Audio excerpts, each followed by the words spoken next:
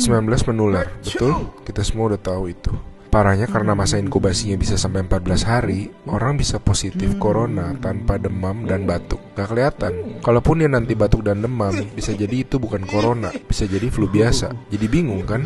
Nah, saat ini cara yang paling akurat yang kita punya adalah dengan testing. Pemerintah ini sedang mempersiapkan testing massal di hari-hari ke depan. Pesan utama video ini adalah jangan panik ketika nanti setelah testing massal, angka positif corona kita naik tajam. Kenapa? Ibaratnya selama ini lampu yang nyala itu cuma lampu kecil aja, sehingga kasus yang kelihatan ya sedikit. Tapi begitu lampu-lampu lain dinyalain, baru semuanya kelihatan.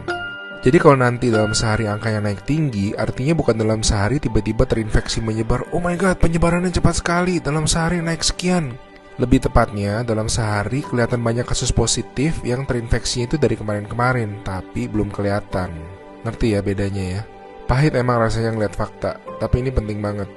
Makin kelihatan, makin mereka bisa diisolasi sehingga nggak nularin ke orang-orang yang lebih banyak lagi.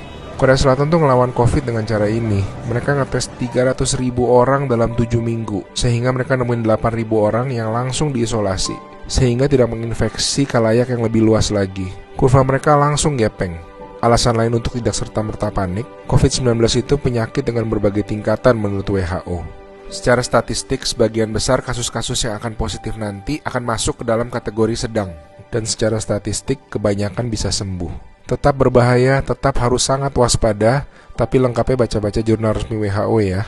Di hari-hari ke depan kita akan lihat banyak orang positif corona, teman-teman kita, saudara-saudara kita. Tapi ingat, jangan jadi stigma. Corona itu bukan aib, dia bukan dosa, dia bukan kesalahan orang itu sendiri. Jadi kita tetap harus waspada, harus menjaga diri kita tidak terinfeksi. Kita malahan harus bantu mereka untuk jadi sembuh. Jadi akhirnya massive testing itu perlu, supaya yang sakit dan tercecer di sana-sini bisa diisolasi sehingga tidak menimbulkan lebih banyak orang yang terinfeksi.